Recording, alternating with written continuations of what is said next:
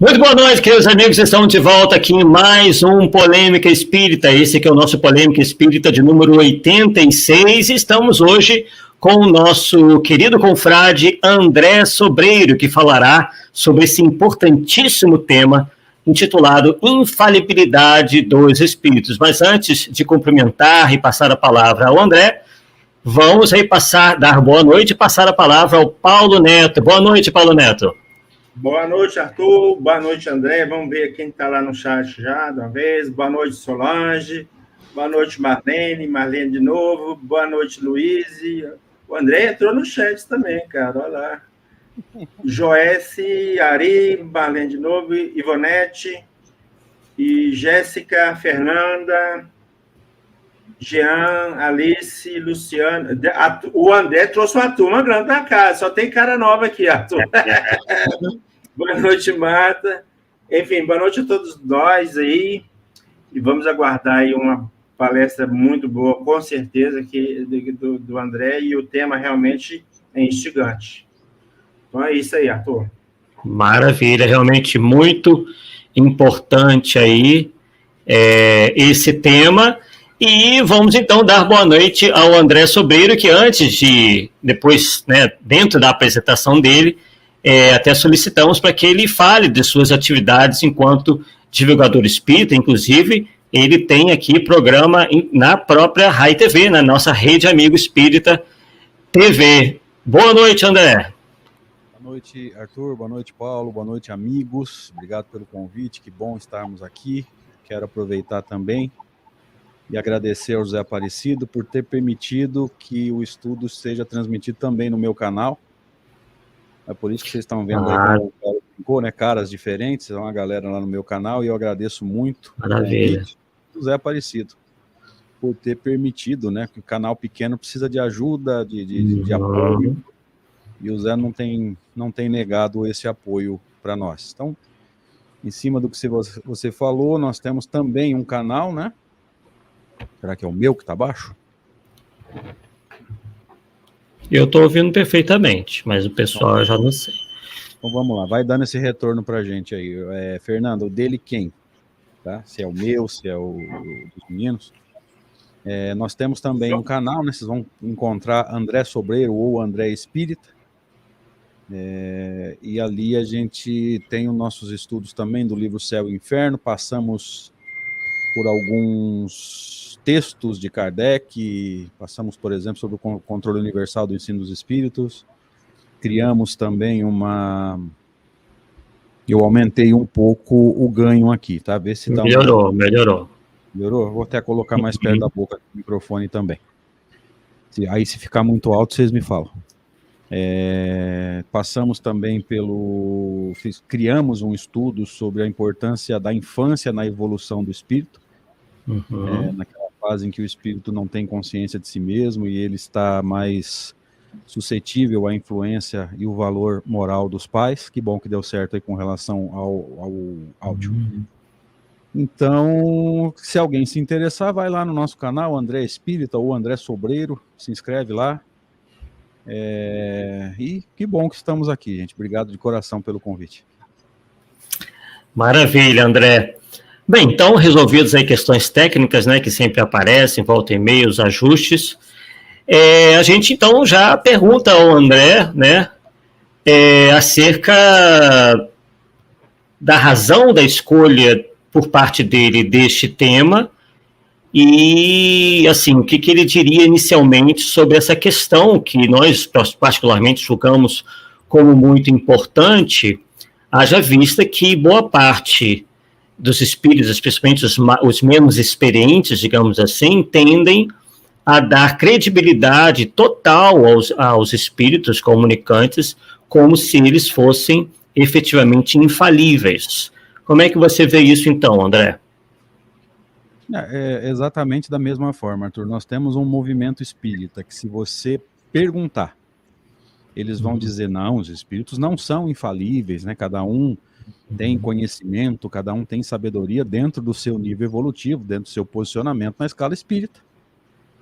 Mas na hora da prática, por exemplo, da prática mediúnica, ou na hora de analisar uma comunicação, uma psicografia, alguma coisa que foi postada, tem muito medo, tem muito pudor para se posicionar e para dizer, olha, isso aqui parece não ter fundamento em Kardec, vamos estudar melhor. Se alguém acha que tem fundamento em Kardec, por gentileza, coloque os seus argumentos, que é uma dificuldade do movimento também, né? A gente não sabe debater, né? Parece que o pessoal perde a paciência muito fácil, mas aí é assunto para uma outra live. Mas nesse primeiro momento eu queria deixar a bola pingando para vocês aí, nesse sentido, né? Nós temos um movimento que diz saber que os espíritos não são infalíveis, com exceção dos espíritos puros.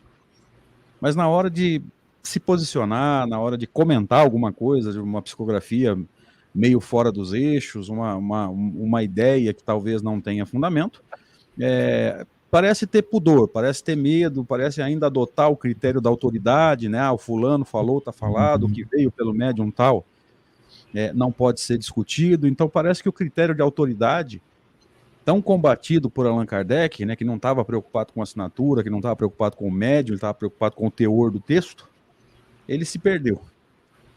Então a gente precisa estar atento e gostaríamos de colaborar, contribuir nesse sentido na noite de hoje. Perfeito.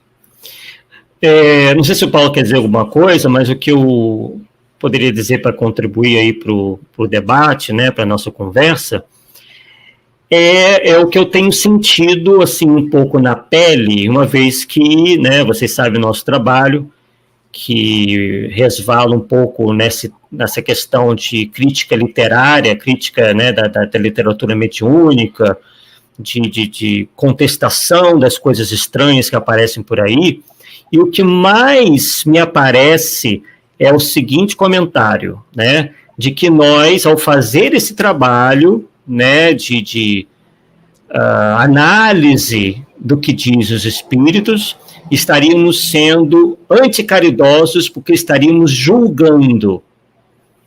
Então, eu gostaria, né, de saber do André e também do Paulo, se ele quisesse se manifestar em relação a isso, né, o que eles acham, porque parece aí que também não está havendo uma boa compreensão, inclusive, sobre questões que envolvem ensinamentos evangélicos. Arthur, se a gente pegar estritamente a fala de Kardec, igual o André já colocou aí, nós temos que questionar tudo, não importa. A assinatura não tem valor nenhum. O que vale é o teor da mensagem. Ponto. Nós fazemos isso, mas é de jeito nenhum. Tá? E uma coisa que eu observo muito no movimento espírita, principalmente na condição de pesquisador, é que muitas vezes a gente pega pessoas de destaque no movimento que tem muito conhecimento de espiritismo, por exemplo, que passam uma situação e os caras não acreditam porque não conhecem. Um exemplo clássico aí, o Arthur e André, Ernesto Bozano. É um ilustre desconhecido no meio espírita, mas foi um pesquisador de primeira linha, cara. É alguém que não dá para não estudar. E aí fica nessas coisas que acontecem no meio espírita. Aí eu acho que é isso, eu acho que é aquilo, ou confia demais no médio, ou ao contrário, vem de um médio tal, já não aceito, né? Aquele caso específico que a gente fala em relação principalmente de André Luiz, do espírito André Luiz. Existe um nicho aí no movimento que tem uma ojeriza a tudo que vem de André Luiz, questiona tudo. Tudo não serve, tudo... cara, não é bem por aí. Eu acho que nós estamos no caminho errado, né, André? Em cima do que vocês falaram, gente, existe no movimento, a gente percebe isso, né? Eu trago aí de 2007 até 2019, né? Começo de 2020, na verdade. Então são mais ou menos 12 para 13 anos de palestra, e nesses 12 para 13 anos eu fiz mais de 1000 palestras. Nos mais diversos estados, na parte de Minas, boa parte do estado de São Paulo, estive no Rio de Janeiro 2 vezes, enfim, a gente conhece um pouco do movimento, não pode se dizer um especialista. Mas a gente percebe nitidamente o que nós chamamos de falso conceito de caridade. Como se eu virasse para você e falasse, Arthur, eu não concordo com o que você falou, e eu estivesse julgando você como ser humano. Então já tem aí uma coisa totalmente fora dos eixos. E se assim fosse, Kardec teria sido anticaridoso? Erasto, ao dizer que seria melhor a gente rejeitar as 10 verdades que aceitar uma mentira, seria anticaridoso. No Evangelho segundo o Espiritismo, naqueles textos extraordinários do Erasto, ele vai dizer que é obrigação do homem sério desmascarar os falsos profetas. Então seria falta de caridade. E a gente já teria problemas graves aí. A própria doutrina espírita estaria, o próprio codificador da doutrina espírita, e um espírito que eu particularmente tenho uma afinidade muito grande pelos textos dele, que é Erasto, nós teríamos dois seres da linha de frente já desmentindo Jesus ao sugerir que nós não julgássemos. Quando, na verdade, a gente não entendeu o movimento de você, vamos dizer, separar a pessoa da ideia. Eu posso não concordar com o que qualquer pessoa fala, qualquer pessoa que assistir a nossa live pode discordar de tudo que eu falo, mas não precisa necessariamente me julgar e não precisa necessariamente não gostar de mim. Então nós podemos não gostar das ideias de alguém, não concordar com as ideias de alguém, e aliás, no movimento político do Brasil de hoje, né, saindo um pouquinho do assunto, se nós entendêssemos essa ideia, acho que a gente apaziguaria aí grande parte dos problemas. Eu posso não concordar com a sua maneira de pensar politicamente, mas não quer dizer que eu tenha que odiar você. Então esse falso conceito de caridade, para mim, ele está fazendo um estrago muito grande, por não entendermos, né, que eu posso discordar de um espírito, de um médium, da fala de um expositor. Não preciso ser inimigo dele, né? Sim. Realmente é uma situação complicada. E explica pra gente, então, André, por que os espíritos não podem ser tidos como infalíveis? Sabe Deus quantos pontos da obra de Kardec, né? Não só das obras fundamentais, mas da obra como um todo, salvo engano, são 23 obras, né? 32 publicações, é uma obra vasta. Ele vai dizer que os espíritos, eles têm conhecimento de acordo com o seu nível evolutivo. E quando o espírito começa a escrever pela mão de um médium, ou começa a falar pelo aparelho fonador de um médium, nem sempre você tem condições de, num primeiro impulso, saber se aquele espírito é mais evoluído ou menos evoluído.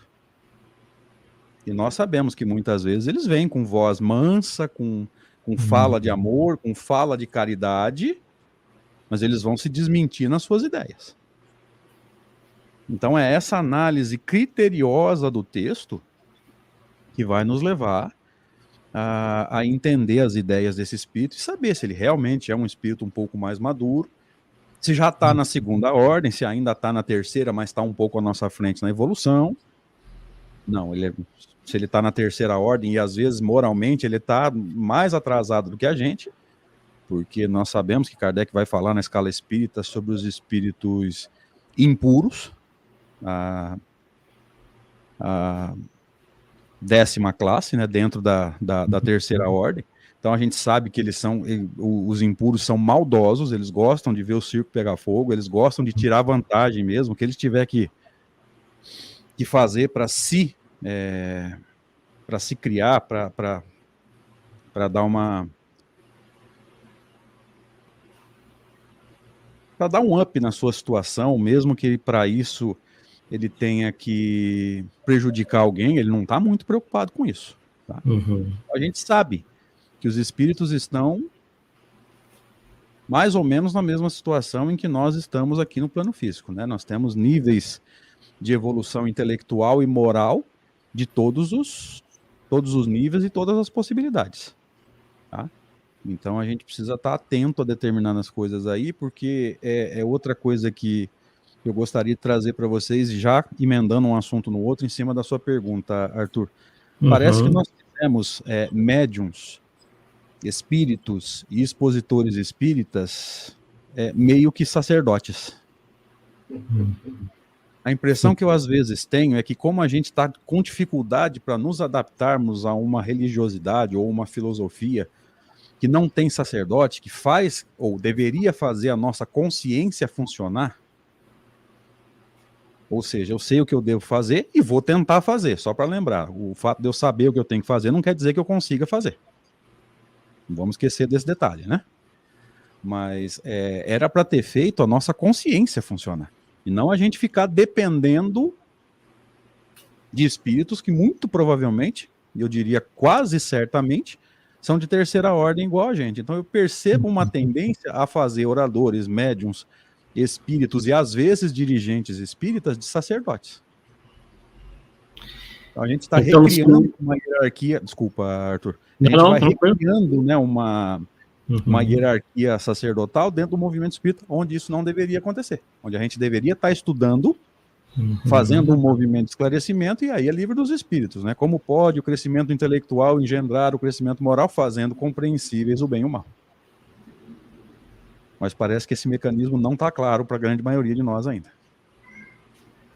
Então, pelo que eu pude entender, existe também uma tendência de não só julgarem os espíritos, os desencarnados, no caso, infalíveis, mas também isso aí é estendido aos divulgadores, principalmente se eles forem médiuns. Sim, na minha opinião, o critério de Kardec tem que valer, a informação tem que ser boa, não interessa se foi o André Sobreiro, ou se foi alguém de mais nome ou de menos nome, mais conhecido numa região, mais conhecido no Brasil, palestrantes internacionais. Eu acho que tudo tem que ser filtrado. Sendo nós espíritos de terceira ordem, gente, a chance da gente dar uma escorregada e colocar uma opinião pessoal no meio, sair um pouco de doutrina, ou até não sair da doutrina, mas errar na interpretação de uma informação, é imensa. Então tudo tem que ser olhado com cuidado, tudo tem que ser olhado com critério, tá? É o que a Wanda falou pra gente, ninguém faz análise de nada, dependendo de quem é o espírito, dependendo de quem é o médium, a coisa é aceita sim. E aí nós temos essa situação em termos de projeção, Brasil, mundo, e temos situações mais regionais também, onde determinados nomes são aceitos ali regionalmente, e dentro daquela região não se discute o que determinado médium ou determinado espírito fala. Então a gente tem que pensar nisso a nível mundial, a nível de Brasil, mas também a nível regional, estadual, ou mesmo uma região dentro de um estado, né? E tem situações que a gente não fica nem sabendo, né? Não vamos esquecer desse detalhe também. Sem dúvida. Tem uma situação que eu sempre percebo. É óbvio que o estudo isolado que a gente faz é importante, né? E devemos fazer dentro do tempo que a gente tem. Mas, se a gente ficar só no estudo isolado, nós podemos cair nisso que você falou. Nossa interpretação está equivocada. Por isso que eu acho que o estudo em conjunto pode nos dar uma direção melhor, porque aí é o consenso. Não é que você dá a sua opinião, o cara diz, não, peraí, não é assim não, Paulo, é desse jeito. Aí você, não, realmente. Então, te ajuda muito para pegar o senso comum do grupo, não é isso? Arthur, você quer responder ou eu posso? Não, por favor. Eu sou totalmente a favor do estudo coletivo, seja ele pela internet, porque a internet nos possibilita isso hoje. O StreamYard está aqui, nós estamos em 3, e estamos de olho no chat, tem outras plataformas aí que possibilitam isso. Temos o estudo na Casa Espírita também, e eu gosto muito dessa tendência que o Paulo nos trouxe, né? De alguém fazer um apontamento, falar, peraí, mas essa interpretação que você deu não bate de frente com essa parte aqui, que nós já estudamos lá há um tempo atrás?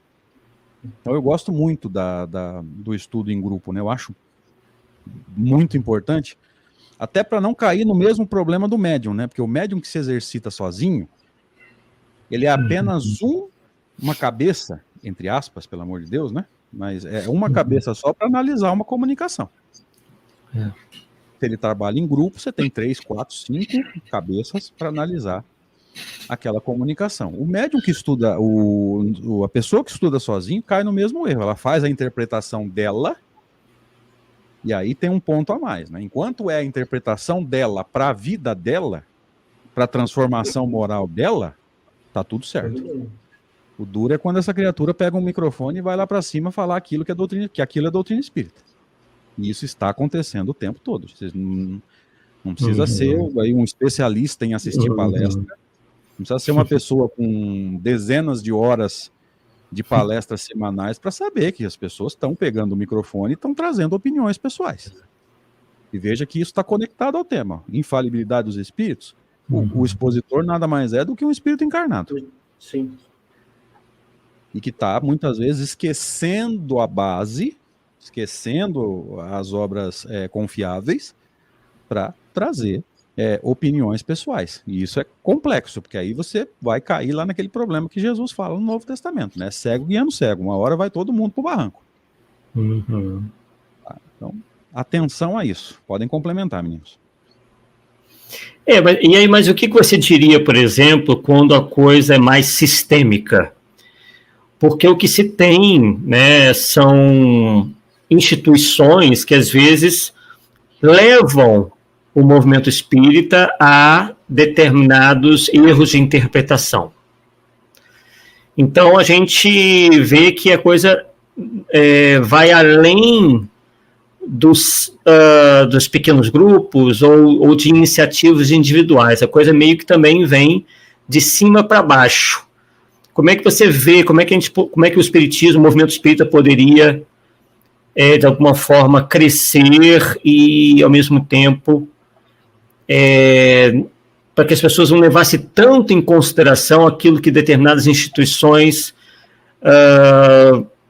propagam, né? Porque a tendência é ver, mas isso foi a instituição tal que disse, então eles acreditam também que como a instituição tal está chancelando aquilo, então aquilo é verdade, e aí a gente perde o argumento, né? Porque, afinal de contas, a instituição máter do espiritismo está, por exemplo, dizendo que determinado conceito, determinado espírito está chancelando aquilo que, por vezes, vai de encontro ao que Kardec e os espíritos diziam.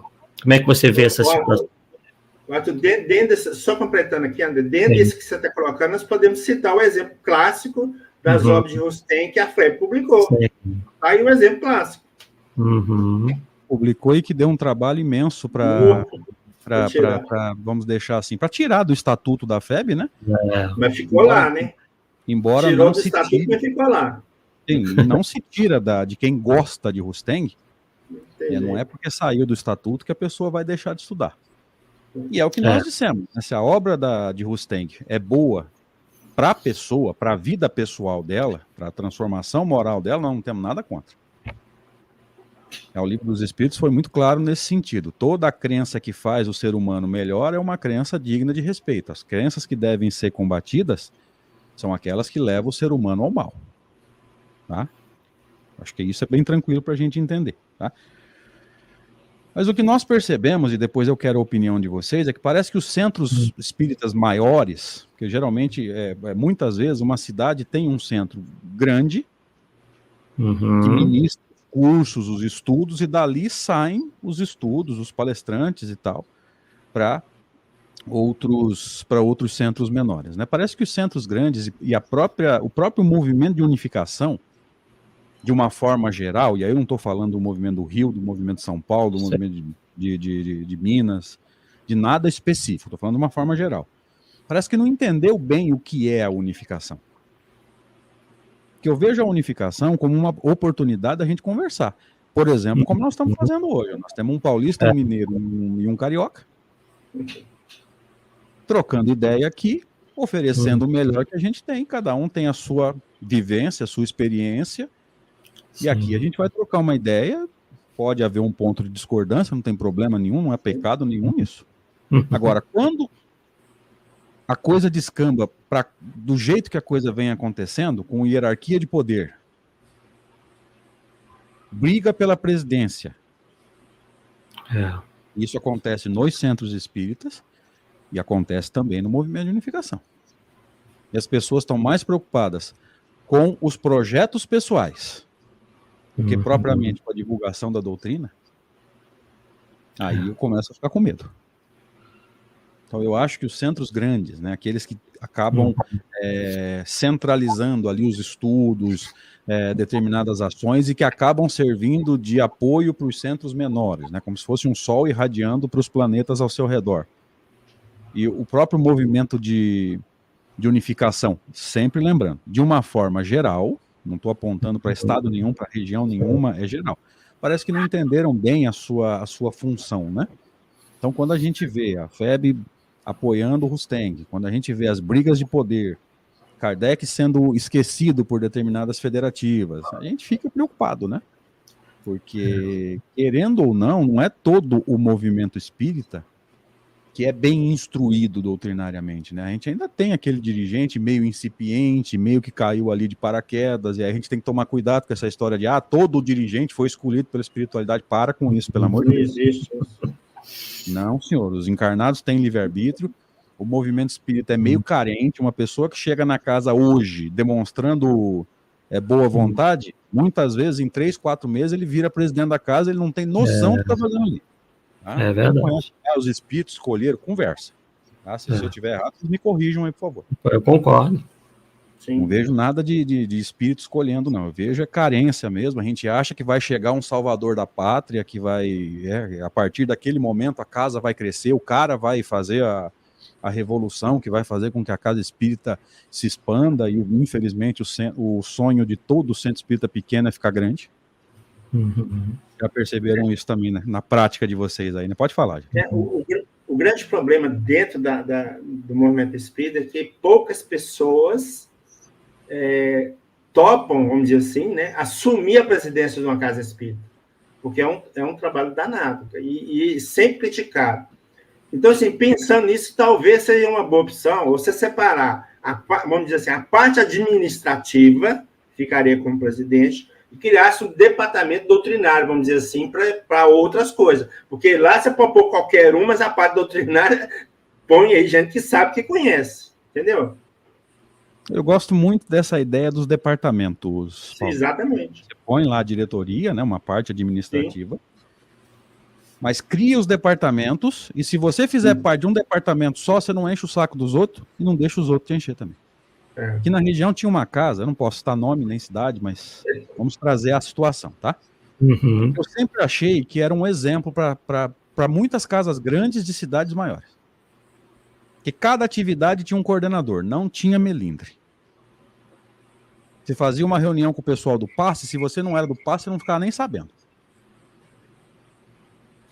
Ou seja, você tinha uma equipe descentralizada. Se você fizesse parte do passe, mas fizesse parte da reunião mediúnica, você era chamado para a reunião do passe. Se a reunião mediúnica tivesse uma reunião, você era chamado também. Mas para reunião, para atividade que você não participava, você não era convidado, não ficava nem sabendo, o que eu acho maravilhoso. Tá? Então eu sempre gostei dessa postura. Só que o que aconteceu? De repente chegou um médium lá, com aquela conversa de, eu estou vendo os espíritos aqui, os espíritos estão me dizendo isso, os espíritos estão me dizendo aquilo, desestruturou a casa inteira. Não. E isso acontece o tempo todo. Uhum. Para quem acompanha os nossos estudos aí, sabe que eu falo com um pouquinho de veemência quando eu falo desse tipo de médium. Não tem nada contra médium, muito pelo contrário. Sim. Eu tenho contra a manipulação. Tenho contra essa história do cara falar um absurdo e falar assim, é o mentor que tá mandando dizer. E é o que nós falamos. Ninguém discute o mentor do cara. Como se fosse um espírito evoluído e como se ninguém tivesse o dia. Peraí, tá falando diferente do que Kardec trouxe? Por que eu não posso discutir? Por que eu não posso argumentar? Né? Então virou um negócio meio assim, o mentor falou, tá falado, o próprio médium às vezes, muitas vezes se cria em cima disso, porque ele tá acostumado, né? Quando ele fala que foi o mentor, ninguém discute com ele. Então está se criando uma hierarquia, né? O médium vai virar um sacerdote. Ninguém discute com o padre, com todo o respeito, tá, gente? Ninguém discute com o padre, ninguém discute com os pastores, ninguém vai discutir com o médium. Uhum. Então eu vejo uma recriação de uma hierarquia sacerdotal no nosso movimento, tá? E para voltar à pergunta que o Arthur fez, já deixando a bola pingando para vocês, a impressão que eu tenho é que quem foi colocado ou se colocou ou chegou, enfim, não vamos discutir os motivos, nessa posição, né, de centralizar os centros espíritas maiores, o próprio movimento de unificação, parece que não entendeu bem a sua função. A gente está ali para colaborar, a gente não está ali para centralizar, a gente não está ali para aprender. Para aprender. Porque se eu tiver errado, vocês podem me corrigir, gente. Eu não vejo Jesus criando discípulos.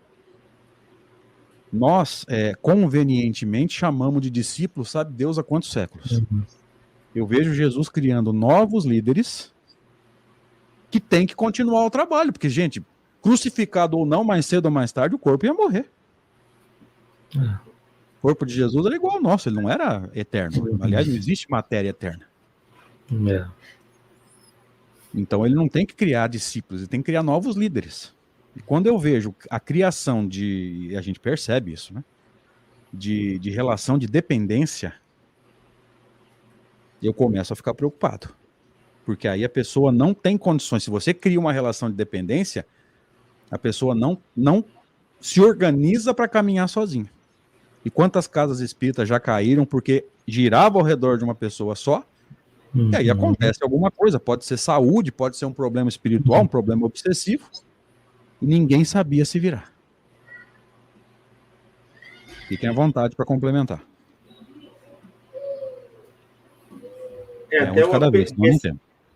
Percebi uma situação que Kardec colocou, isso depois de muito tempo, e que vai aí bater com muitas casas espíritas, é aquela ideia do presidente mandão. Tá?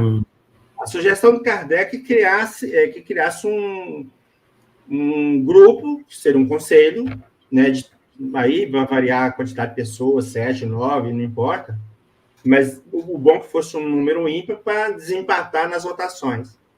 E nesse grupo, que seria o conselho administrativo, escolhia um para ser o presidente. Por quê? Porque aqui, por exemplo, no Brasil, nós precisamos, as instituições precisam de alguém para representá-la perante a sociedade, perante os órgãos públicos. Então, seria só para isso, ok? Então, todas as decisões da casa seriam feitas em conjunto. E ele seria o presidente, seria um voto apenas. Agora, aqui nós temos presidente mandão, vocês têm que fazer do jeito que eu quero, do jeito que eu mando, e fim de papo. Aí tá tudo errado, cara. Não dá certo. O negócio desse não dá certo. Não vai mesmo. E aí o que acontece, né, Paulo? Vocês têm que fazer do jeito que eu quero, porque é o mentor que tá... E ainda apela pro mentor, coitado. Não, isso acontece o tempo todo, gente. A criatura fala uma grande bobagem, depois bota na culpa dos espíritos, e aí vem um grande problema. Eu não sou médium. Se eu não tiver conhecimento doutrinário, o que vai acontecer? O fulano falou que o mentor mandou, eu sou obrigado a acreditar. Então a mediunidade, ela vira o que nesse caso, né? E aí os amigos que estão conosco aí no estudo do Livro dos Médiuns sabem que eu bato muito nisso. Vira uma grande forma de manipulação. Teoricamente, você está vendo o que eu não vejo, está sentindo o que eu não sinto, está captando o que eu não capto. Como é que eu posso saber? Eu não estou nem dizendo que, nesse caso, que o médium seja um mentiroso. Ele pode estar simplesmente enganado. Como é que eu vou saber se ele está enganado ou não? Ou, em alguns casos, se ele está mentindo ou não? Só conhecendo a doutrina. E se tiver um espírito obsessor se passando pelo mentor, como é que fica? Também, né? Nesse caso, a mediunidade fica comprovada, mas aí já não é o mentor, já é um mistificador se passando.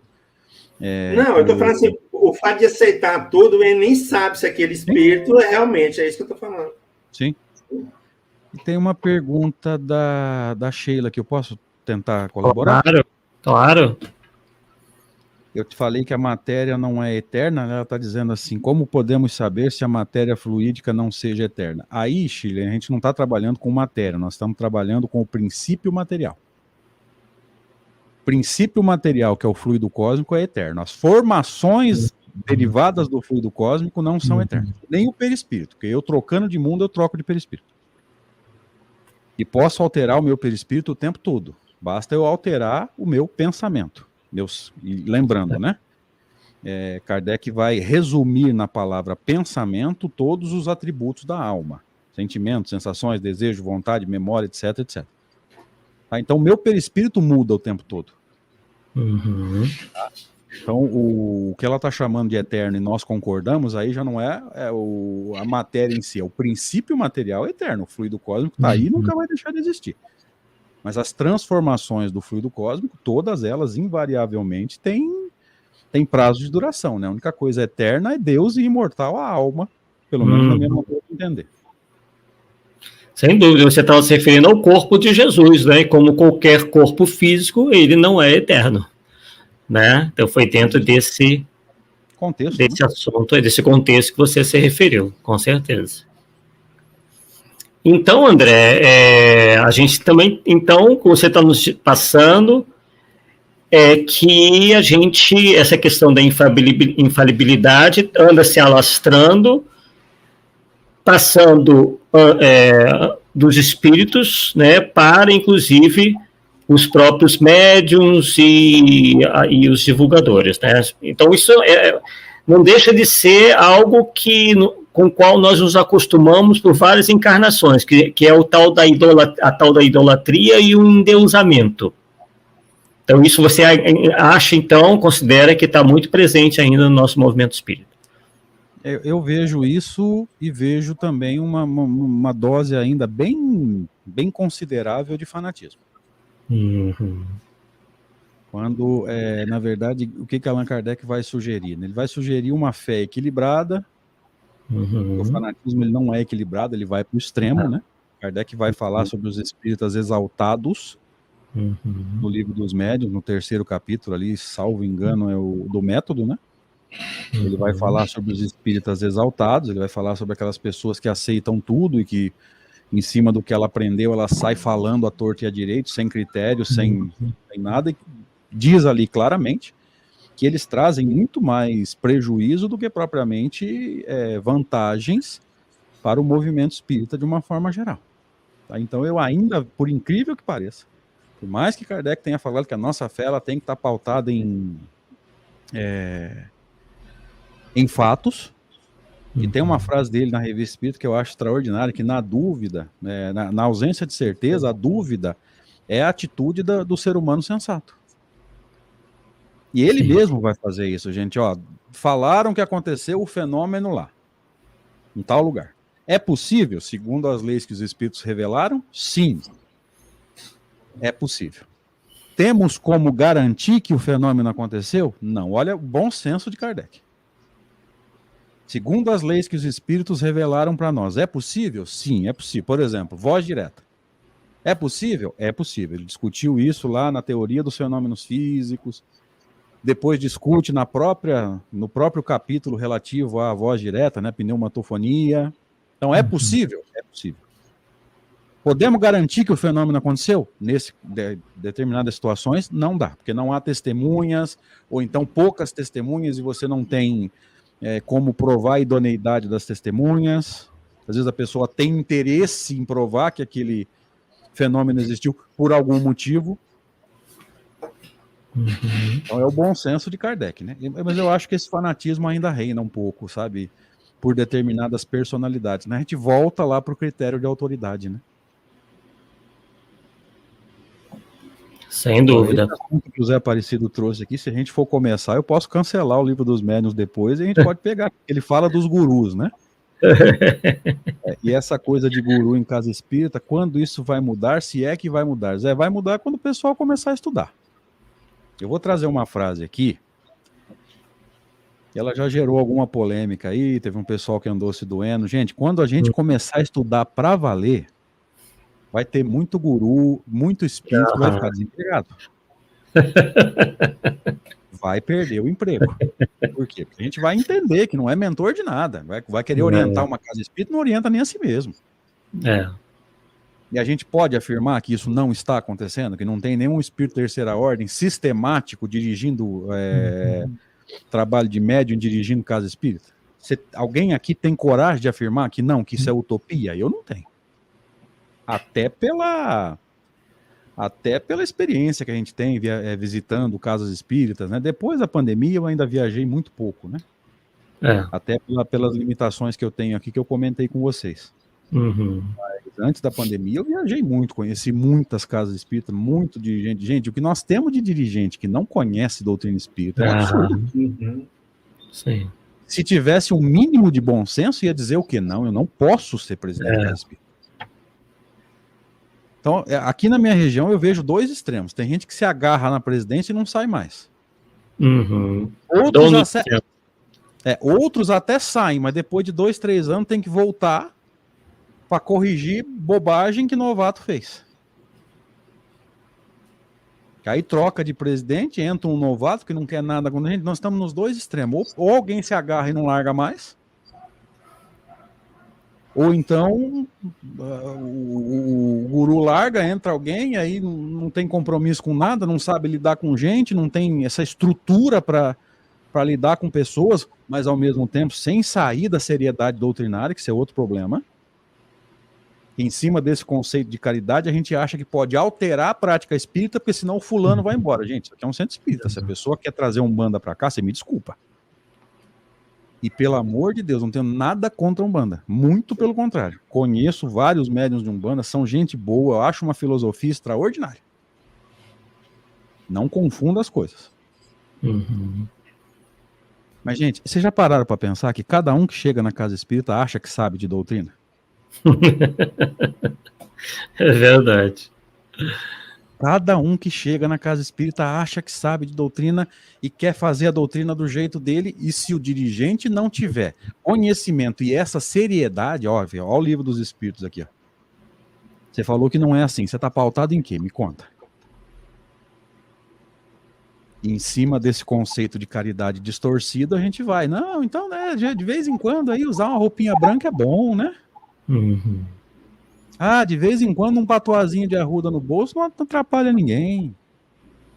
A gente faz um meio termo para não perder um frequentador, né? É. Eu gosto Você muito de vai uma fazer concessões, né? Eu gosto de uma frase que o Alberto Almeida falou há muitos anos atrás, eu dei muita risada e não esqueci nunca mais. Vira um centro espírita à la carte, não à la Kardec. Então eu acho essa frase genial, cara. Vira um negócio à la carte e não à la Kardec, né? Então a pessoa se serve do que ela quer. E ela muda a prática espírita, e o duro é quando ela, enquanto é para a vida dela, tá tudo certo, né? É a transformação moral dela. Agora, quando ela pega um microfone e vai falar de doutrina, ou ela dirige uma prática espírita, uma reunião mediúnica, uma reunião de estudos, aí a coisa complica. Aí fica parecendo que aquilo que a pessoa quis fazer a mudança é a visão da doutrina. E aí você me desculpa, mas aí eu não consigo concordar.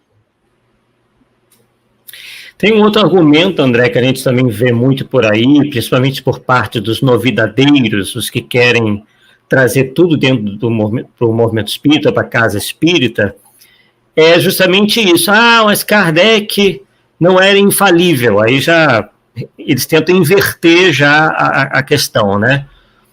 E aí gostam de passar a ideia de que o espiritismo estaria sentado só sobre a cabeça de Kardec, que as novidades que eles estão trazendo representam um progresso. O que você diria acerca disso? Até que ponto vai esse progresso? A gente sabe que a doutrina é progressiva, mas em quais critérios esse progresso tem que se assentar? O que eu vou falar aqui provavelmente não é novidade para ninguém, mas todo bom expositor espírita, principalmente aqueles que vêm para essa situação que nós estamos, né? Colocar algumas informações na internet e até certo ponto dar a cara para bater, porque a gente sabe que pode repercutir bem e pode repercutir não bem. A gente não estuda apenas a doutrina espírita, a gente estuda também o movimento espírita. A gente tem que estar de olho nas tendências do movimento. E o que eu percebi? Uhum. Toda vez que alguém tenta relativizar Kardec, algum objetivo ela tem. E, em geral, de cada 1000 casos, 998 são o quê? Eles não querem admitir que determinados espíritos erraram. Porque se você admitir que Kardec é a doutrina, você vai ter que admitir que determinados espíritos erraram. E se você comparar as informações, o Zé Aparecido pedindo para o pessoal deixar um like. O pessoal que está no meu canal, se puder fazer esse favor também, viu, gente? Aproveita aí, por favor. Então, quando você relativiza Kardec, algum objetivo você tem. E, em geral, é não ter que admitir que determinados espíritos, ao escrever, trouxeram algumas informações, assim, duvidosas. Não vamos nem dizer que está certo, está errado, porque aí nós teríamos que pegar pontos de livro esse, livro aquele, comparar com Kardec, e aí nem assim a gente entra, muitas vezes, nem assim a gente entra num acordo. Tá? Então, sugiro não entrarmos nisso agora. A gente pode até fazer uma live para isso. Sim, muito preparados para os fluidos que a gente vai receber depois disso, né? Mas, enfim. Aí, como dizem os espiritualistas, haja arruda, haja roupa branca. Mas tudo bem. Então, toda vez que se tenta relativizar Kardec, a gente tem algum objetivo.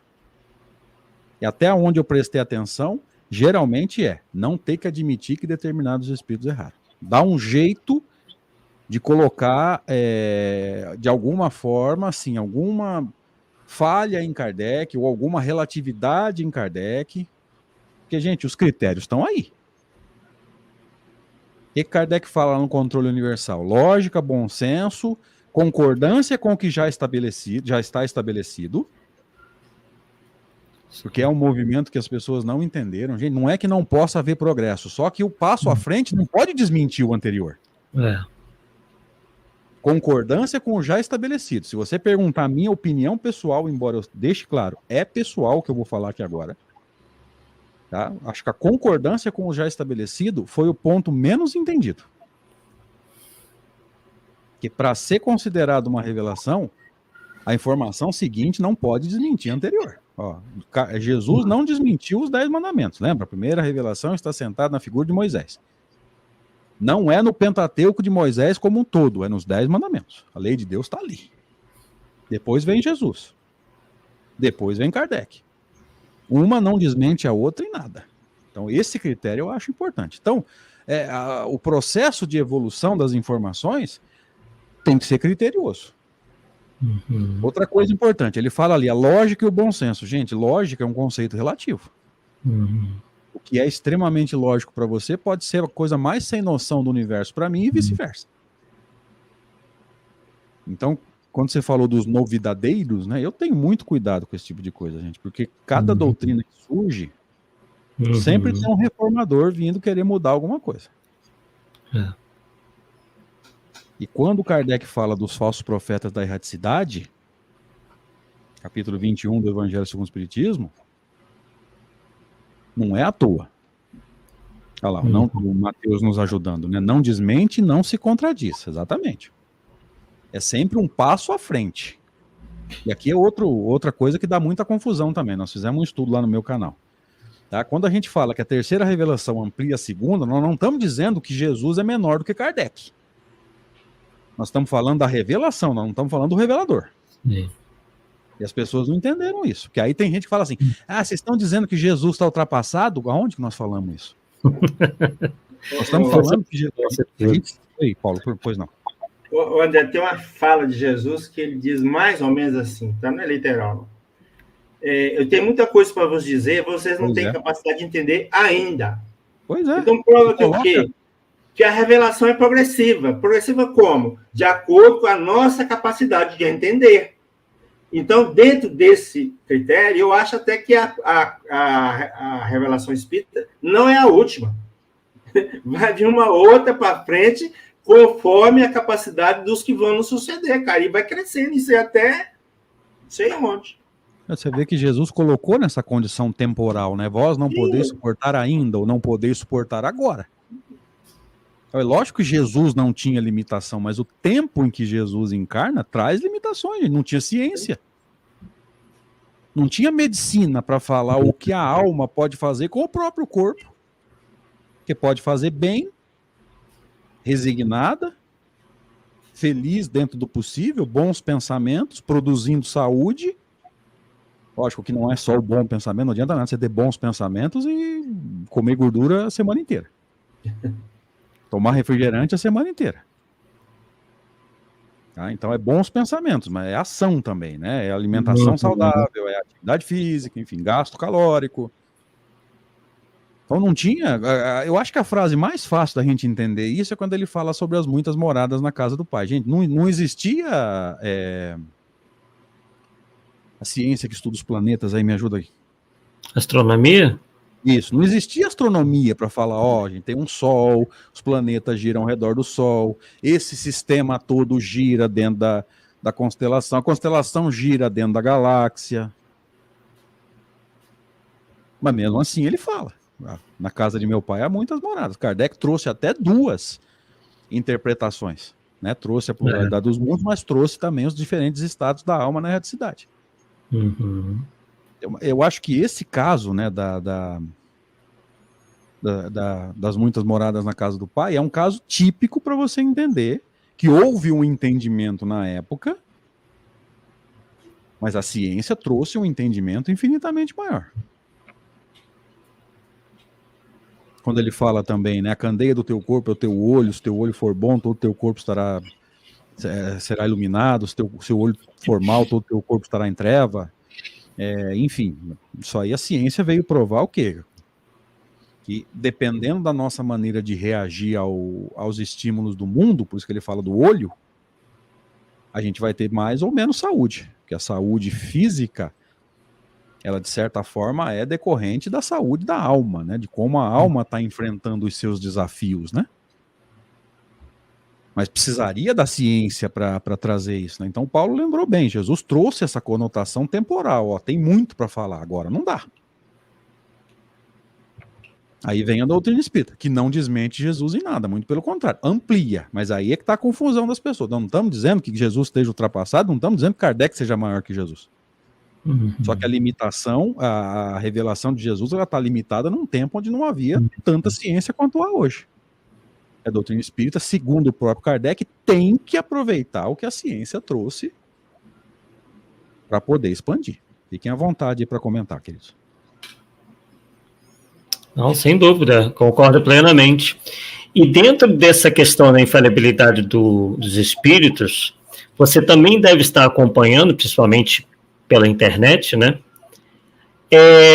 Há um certo movimento que vem crescendo muito, que é o da espetacularização da mediunidade. E dentro desse movimento aí sensacionalista, determinados indivíduos começam então a se dizer incorporados, e isso tudo com a câmera filmando, e, né, isso obviamente vai atrair muita gente, porque a gente sabe que as reuniões mediúnicas sérias, em sua grande maioria, né, não são abertas ao público. Então a internet acabou, né, facultando isso daí às pessoas, e esses espertalhões, digamos assim, sabendo bem disso, né, se dizem aí incorporados a cada ligar de câmeras. Então, e obviamente, né, que as pessoas, se não considerassem esses espíritos infalíveis, nem se interessariam muito por essas manifestações, porque saberia que ali, né, poderia haver, aliás, com muito mais probabilidade, espíritos inferiores, né, pseudo-sábios, enfim, muito mais provável que eles estivessem ali se apresentando, né, do que espíritos superiores. Você vem, como é que você tem visto essa espetacularização aí da mediunidade e todo esse comportamento? Eu vejo da mesma forma que você, e tenho até um caso para trazer para a gente aqui. Uhum. Uma vez eu estava numa cidade um pouco maior, longe daqui, e determinada cantora espírita, teoricamente médium, tinha passado pela cidade uns dias antes de mim. E aí chegou para mim, me contaram que determinado espírito queria se manifestar, e ela estava cantando, ela disse que respondia para ele pelo pensamento. Não, agora não é hora. E que o espírito insistiu tanto, esse insistiu tanto, eu já botei a mão na testa, falei, ai meu Deus do céu, me ajuda. Tem misericórdia, não me põe nessas roubadas não, por favor. Mas não tinha mais jeito de pular fora, eu já estava na conversa, né? O espírito insistiu tanto que ela deixou, e aí eu deixo a pergunta no ar, né? Eu adoro deixar a bola pingando. Será que espíritos verdadeiramente sábios ficam insistindo para se manifestar fora de hora? Assim? A médium já tinha falado não, e o próprio fato dela ceder mais à frente pela insistência já mostra que ela também não tem uma força doutrinária, né? Não tem aquela coisa de, ó, você não vai se manifestar aqui, acabou, quem manda aqui sou eu, o corpo é meu. Tá? Segura seu tchanzinho aí. Não teve essa força. Mas espíritos, você imagina, sei lá, Paulo de Tarso fazendo isso? Jamais. Hahnemann, Lacordaire, São Luís, gente, esses espíritos estão aí, viu? Eu já questiono até esse diálogo. Você cantando, dialogando com o espírito, sinto muito, cara. Ou uma coisa ou outra. Você tem que ter um pensamento bem bem equilibrado e bem organizado para cantar e ao mesmo tempo. Vamos partir cantar precisa de concentração, cara. Não é assim, entendeu? Você seguir a letra, a música que está tocando, não é assim. Que é isso? Loucura. Mas veja que a falta de entendimento, né? Espírito que está querendo se manifestar em hora que não é para ele se manifestar, gente. É como aquele médium que a gente sabe que existe, né? Que ele está 100% do seu tempo de plantão para os espíritos. Se os espíritos falar, vamos trabalhar agora, ele larga o almoço, ele larga o feijão queimar, ele larga o carro acabar a gasolina, ele não vai trabalhar para ficar à disposição dos espíritos. Gente, espírito de segunda ordem, estou falando dos puros, tá? O espírito de segunda ordem, ele sabe que eu não encarnei para ficar à disposição de espírito, não encarnei para ficar à disposição de doutrina espírita. Eu aprendo doutrina espírita para me melhorar e aplicar isso na minha vida. Uhum. Então, o espírito de segunda ordem, o meu anjo guardião, verdadeiramente, embora eu não saiba quem é, então, se alguém aí tem notícia, não é para me contar, porque eu confio no mecanismo, né? Entendendo o mecanismo, eu não preciso de nome. Ele sabe que, além de expositor espírita, de estudante, eu nunca fui estudioso, muito menos pesquisador, eu sou um estudante. Além de estudante de espiritismo, eu sou profissional, eu não ganho 1 centavo com doutrina espírita, nunca ganhei. Pelo contrário, eu gasto. Tá? Porque quando a casa espírita me dá o combustível, a manutenção do carro é por minha conta. 4 pneus do meu carro é R$2.000. E eu não... Como é que fala? Eu não materializo dinheiro. Não aprendi. Não consigo. Então, olha só. O meu anjo guardião, ele sabe que além de estudante de espiritismo, eu sou um profissional. Eu sou filho. Eu tenho que cuidar da minha mãe. Eu sou irmão. Eu sou um membro de sociedade.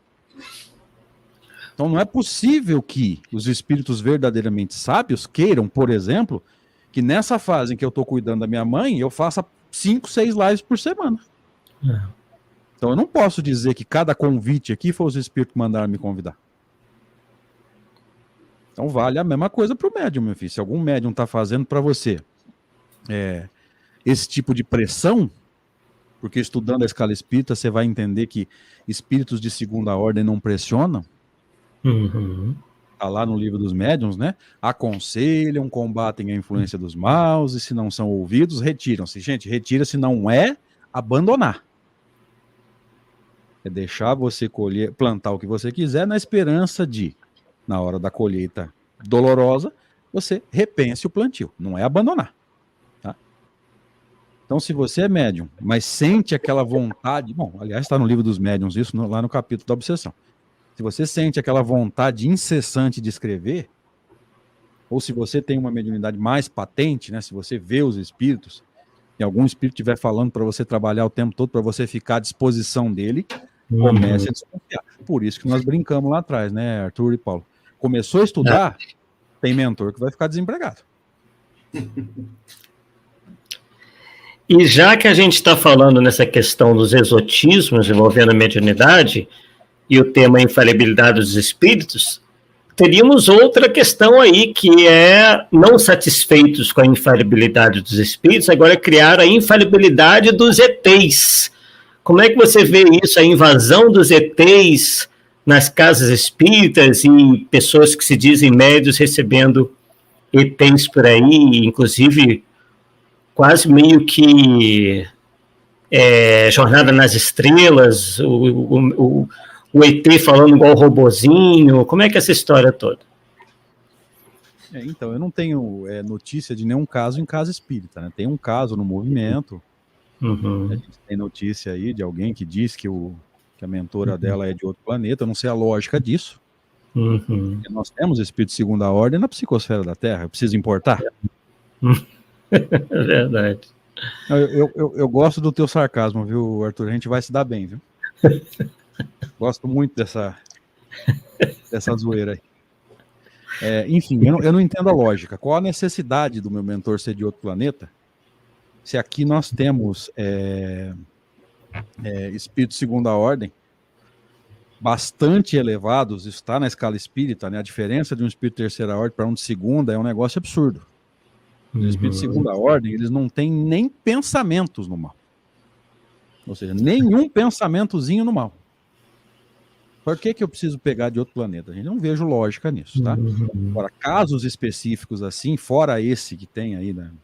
O movimento como um todo, né? Caso específico de casa espírita, eu não conheço. Se vocês quiserem fazer algum comentário nesse sentido, até para eu saber o que está acontecendo.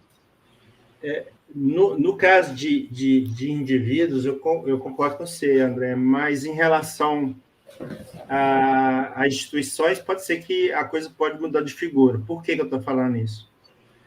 Porque o Espírito São Luís, segundo a informação que a gente encontra na Revista Espírita, ele era habitante de Júpiter. Então, ele era o mentor da Sociedade Espírita de Paris, tá? Então, tinha uma missão de participar do movimento de trazer a doutrina espírita, e ele morava lá. Então, nessa condição mais abrangente, tudo bem. Agora, de individual, eu concordo plenamente com você, sem chance.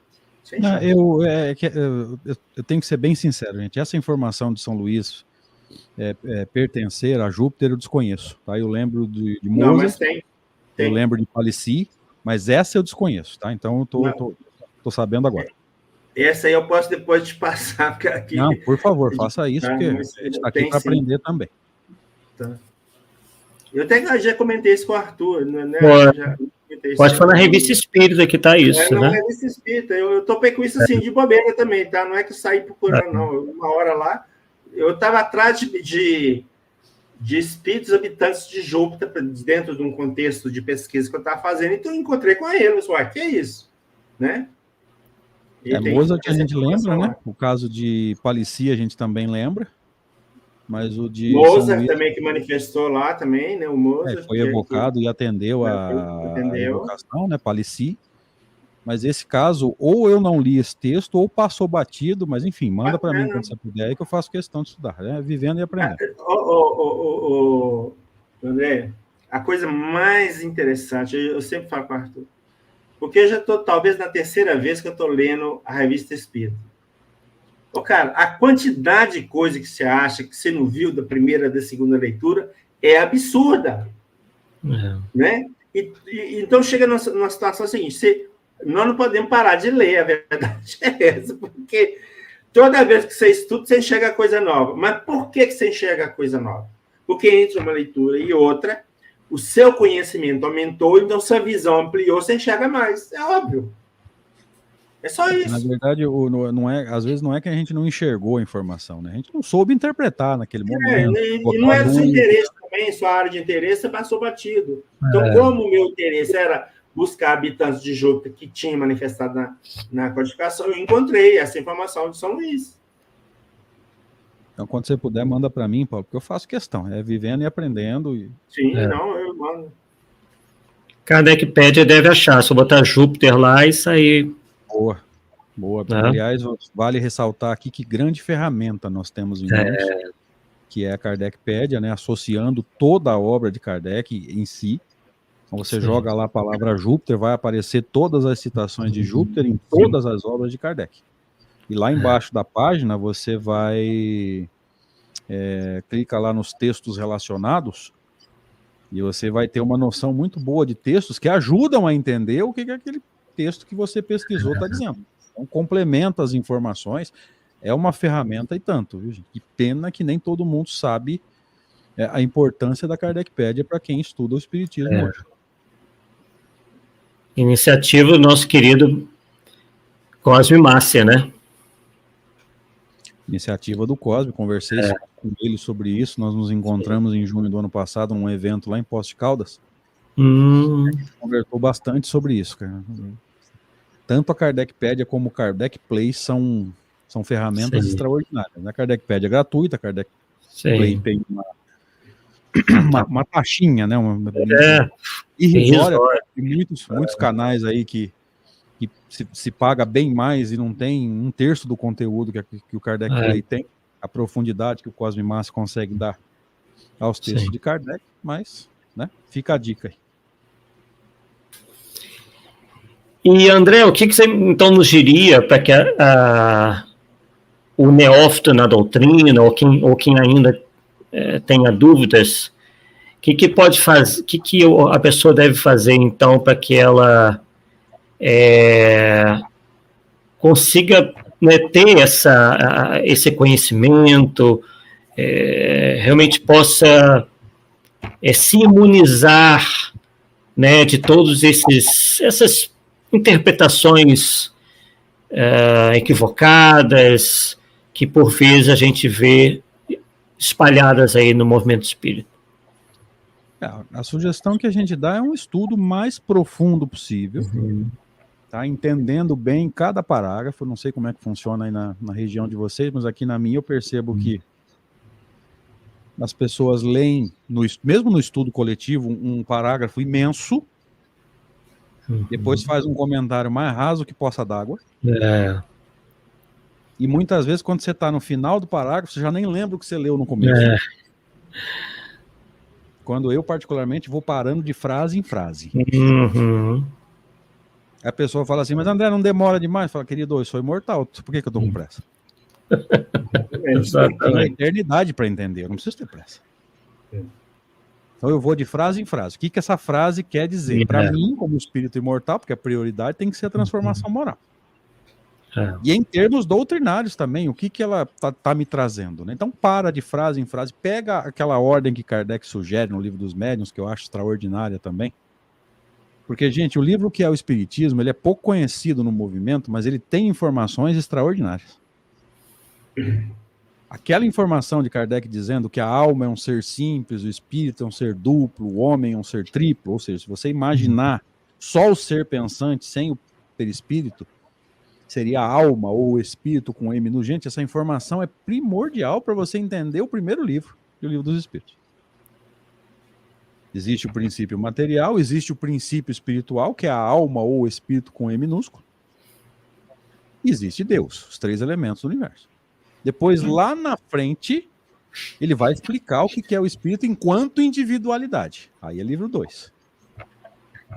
Mas se você não entende esses conceitos, você corre o risco de interpretar tudo errado. Então veja, o livro que é o Espiritismo, ele foi escolhido por Kardec para trazer essa conceituação para depois você entrar no Livro dos Espíritos com mais segurança. Essa informação é primordial.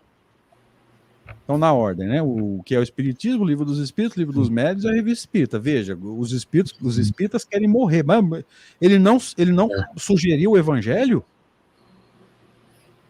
Por que ele não sugeriu o Evangelho? Gente, o Evangelho é só a parte moral, viu?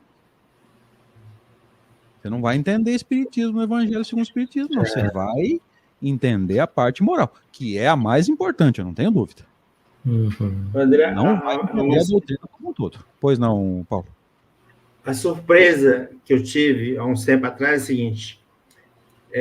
As pessoas perguntavam para mim que livro que eu recomendava para entender um pouco do Espiritismo. Pessoas que não conheciam de nada do Espiritismo. Eu indicava o Livro dos Médiuns, o Livro dos Espíritos. O retorno não era positivo. As pessoas cansavam com o livro, muitas perguntas, e ficavam naquele lenga-lenga, nunca que deu certo. Até que um dia eu li alguma coisa lá do que é Espiritismo, só que livrinho legal. Eu comecei a receitar a leitura do que é o Espiritismo. E aí a resposta foi positiva. Cara, eu fiquei todo feliz. Eu descobri a eureka. Depois o que eu descobri depois que eu fiquei morrendo de vergonha. Lá no Livro dos Médiuns, no próprio o que o Espiritismo manda ler, essa como sendo a primeira obra da pessoa. Então, é coisa que Kardec recomendou, cara. E é justamente isso. É interessante porque ele dá uma ideia da filosofia espírita, tipo assim, se aquilo que o cara estiver lendo no que é Espiritismo for aquilo que ele está procurando, ele pode entrar numa boa. Se não for, já pode saltar fora, porque ele já tem essa visão. É muito, muito, muito bom mesmo. Impressionante.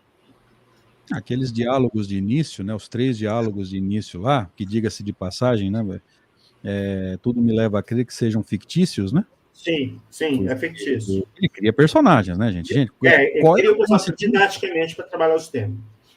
E outra, ele vai reunir naquele católico todas as dúvidas que os católicos mandavam para ele. Ele cria um personagem e sintetiza tudo que ele recebia de dúvida dos católicos. Isso é tranquilo de entender. Então, qual é a chance de um cético trazer em si a dúvida de todos os céticos? Então é lógico, ele pega tudo que os céticos têm de dúvida e cria um personagem. Isso deve ser bem tranquilo para todo mundo entender. Sim. Então eu acho um livro extraordinário. Depois ele ainda vai fazer um movimento de ir sintetizando pontos, né? Já não é mais diálogo, aí é um texto descritivo mesmo com os pontos principais. Então é um livro extraordinário e infelizmente muito pouco conhecido. E sobre a pergunta da Mônica, ele é o Espiritismo em sua mais simples expressão, ele é um livro extremamente resumido. Então tem aquela conotação de meio que chamar atenção. Eu acho o Espiritismo em sua mais simples expressão, eu não li ainda. Eu tenho, tá aqui entre os meus, mas eu não li ainda. Só que ele é extremamente resumido. Pode cair no erro que aconteceu com o Instruções Práticas sobre as Manifestações Espíritas. Que ele admite lá na introdução do Livro dos Médiuns que ficou resumido demais. Ele não tem erros doutrinários, mas ele pode, por ser muito resumido, levar a interpretações erradas. Aliás, o próprio Kardec fala isso logo no começo do livro 3, ali no Livro dos Espíritos, né? Que todas as ideias muito resumidas deixam margem para interpretação. Então, primeiro você dá o resumo, mas depois você tem que fazer a expansão para a pessoa entender com profundidade e com um alicerce bem feito, né? Com aquela base bem feita, né? Então você não pode deixar no resumo. O resumo é muito complicado. E Kardec, como pedagogo, sabia disso. E o que é o Espiritismo, na verdade, ele trabalha respostas em função dos questionamentos que surgiram ao longo do tempo, principalmente dos detratores do Espiritismo, e foca em cima delas. Então, ele desenvolve uma linha de raciocínio, por exemplo, para provar que a reencarnação existe. No outro só fala reencarnação, ponto. Então, essa que é a diferença. Vejo da mesma forma. E a questão das obras mediúnicas, que por vezes acabam tomando aí o tempo em que as pessoas deveriam estar lendo as obras kardecianas. Como é que você vê isso? Há espaço em determinado momento para as obras mediúnicas? Quando que elas deveriam ser lidas? Ou se deveriam ser lidas? Como é que você enxerga isso? Nesse momento, Arthur, Paulo e amigos, eu gosto muito dos dizeres de Paulo de Tarso, né? Vê de tudo, retém o que é bom. Agora, para você saber se é bom ou não, você tem que conhecer Kardec. Sim. Então, nós não temos em movimento espírita, e muito menos em doutrina, o chamado Index Librorum proibido. Claro. Sem dúvida. Tem nada proibido. Agora, você só vai separar o joio do trigo, ou na metáfora que o professor Cosme gosta muito, né? O feijão bom do feijão ruim da pedra, se você tiver esse conhecimento do alicerce de Kardec. Então pode ser lido? Não tem nada que seja proibido. Mas estude Kardec para chegar lá na frente, na hora que você for ler o romance, e falar, peraí, isso aqui, né? Como diz o filósofo Pircorococor, vamos com calma, não é bem assim que funciona. A gente já viu livros, inclusive, que falam que os espíritos foram para o umbral para fazer resgate, chegou lá, eles diminuíram a luminosidade do perispírito, mas acenderam fogueira. Uai, entendi essa, não? Eu diminuo a luminosidade, mas acendo uma fogueira? Uai, a luminosidade foi diminuída para não chamar atenção. Aí você acende uma fogueira, o que acontece? E aí eu fico tentando entender, né? E prefiro não criticar, porque vai que fui eu que não entendi, né? Como eu tenho essa tendência, né, de não me achar dono da verdade, e não sou mesmo, né? Eu não precisaria nem dizer isso, mas eu fico tentando entender, né? Falei, gente, se alguém entendeu isso, pelo amor de Deus, me manda aí que eu quero saber que história é essa, de diminuir a luminosidade do perispírito e acender uma fogueira. Então, tudo cabe, desde que você entenda o alicerce kardeciano com profundidade. E graças a Deus, no pós-pandemia, e aqui a gente vai fechando as ideias para eu poder participar do estudo depois. Sim. No pós-pandemia, a gente percebe que alguns grupos de estudo, algumas lives com profundidade, com seriedade em Kardec surgiram. Não é que não existissem antes da pandemia, mas a pandemia trouxe essa novidade, não sei se eu posso chamar assim, enfim. Então, graças a Deus, a gente tem hoje acesso a estudos sérios e profundos de Kardec no YouTube, gratuitos, para aqueles que não gostam, acham que não deveria cobrar, tá aí no YouTube, gratuito para todo mundo. E aí você se associa no canal, se você quiser, se não quiser, você vai assistir do mesmo jeito. Tá? Então, graças a Deus, no pós-pandemia, nós temos estudos muito bons de Kardec, de obras sérias, no Facebook, no YouTube, às vezes no Facebook também. Sim. E vale a pena a gente estar buscando, confrontando, inclusive, que às vezes o mesmo trecho que nós interpretamos assim, alguém vai e interpreta de outra forma, aí você faz a comparação, gente, não tem pecado nenhum nisso. Se você achar que um está certo, o outro está errado, não tem problema. É normal isso. Nós estamos lidando com uma ciência. E ciência é isso, tá? Se vocês soubessem o que acontece dentro de uma universidade, nos debates científicos, você pensa que os caras vão se pegar de soco e pontapé. Aí acabou o debate, o que eles fazem? Eles se abraçam e vão tomar uma junto. E a gente aqui, com o componente moral da doutrina espírita, com o nosso ódio fraternal, querendo que o outro quebre a perna, caia de moto. É verdade. Bem, então vamos para a parte final aí do nosso estudo, e tem uma pergunta, né, do Matheus Oliveira, onde ele diz lá, uma pergunta interessante: muitos afirmam ter alguns princípios morais bons em Rustem e se utilizam dessas falas. Vocês acham isso certo, usar falas isoladas, ou por prudência deixar tudo de lado? Não, eu vou falar por mim, eu não acho legal você simplesmente cancelar usando linguagem moderna, né? Vamos cancelar Rustem? Tem um trecho bom? Tem um trecho bom, então usa, não tem problema nenhum. Assim como em todas as obras mediúnicas aí, há trechos bons. Tem trechos que a gente tem algumas dúvidas, outros falam que não tem dúvida nenhuma, tá tudo certo. Agora, se o trecho é bom, e em termos de moralidade, gente, não tem novidade, viu? Em termos de moralidade, o que tinha que trazer, Jesus trouxe. Em termos de moralidade, não se acrescentou nada, só se desenvolveu as ideias. Tá? Então, tem ideias morais legais? Tem, aproveita, não tem problema nenhum. Principalmente se for para a transformação moral da pessoa. Sem dúvida. Agora, no microfone, tome um pouco de cuidado. Mas eu sou contra proibições, né? Não, joga fora, bota fogo, não é isso não. Não é para isso que nós falamos. Não tem index librorum prohibitor. Tá? Agora, tem que ter o alicerce bem feito para você saber separar o joio do trigo, porque passa, viu, gente? Sem dúvida. A capacidade de discernir em relação a muitas coisas que tem na obra de Rustem, que ele mais referenda dogmas católicos do que tudo. Então, esse que é o ponto. Sim. Se a pessoa não saber diferenciar uma coisa com a outra, vai achar que aquele espiritismo também vai se dar mal. Se a gente for parar para pensar, Paulo, Arthur e amigos, a gente tem muito catolicismo no movimento espírita. Sim. O movimento foi invadido por catolicismo, gente. E parece que há um medo da gente fazer essa separação, porque eu acho que a gente não acredita em inferno assim, da boca para fora. Da boca para dentro a gente ainda tem medo. Essa é a impressão que eu tenho. Então, fazer essa separação vai levar muito tempo. Tem gente que vai demorar muitas encarnações. Então, vai vivendo a vida aí da melhor forma possível, entendendo, né? A transformação moral, ela é um processo individual de cada um, tá?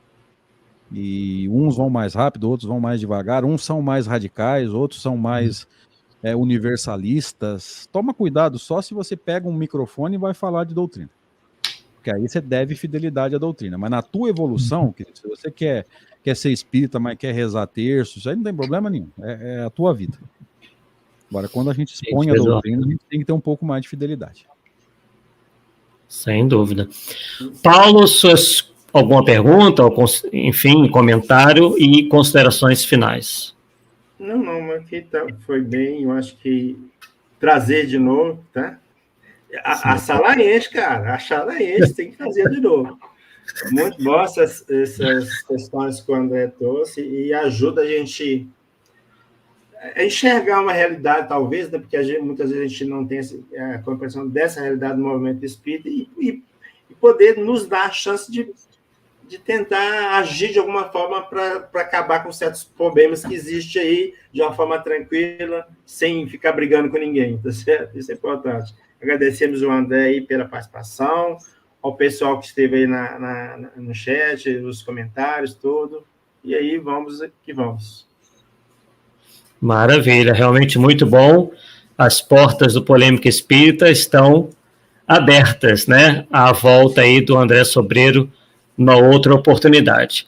André, então, seus comentários, enfim, suas considerações finais, uma vez que você ainda tem compromissos de divulgação doutrinária na noite de hoje.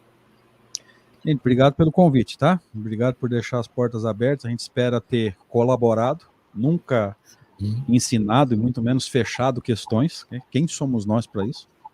Mas a gente espera ter sido útil, suscitado aí algumas ideias.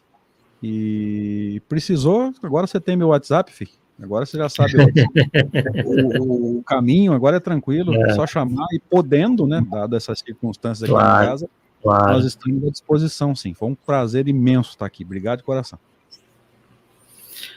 Muito bom, perfeito. Então, esse foi o nosso Polêmica Espírita de número 86. Lembrando que na versão Polêmica Espírita de 2024, ele passa a ser um programa quinzenal. Então, nós vamos nos ver agora, daqui, né, a 2 semanas, em mais um Polêmica Espírita. Agradecendo aí a todos, agradecendo ao André por ter aceitado aí o nosso convite, ao Paulo, sempre aqui presente conosco, né, e então está feito aí o convite para que estejamos reunidos daqui a 2 quartas-feiras em mais um Polêmica Espírita. Pessoal, uma boa noite, bom descanso e até a próxima. Tchau, tchau. Valeu.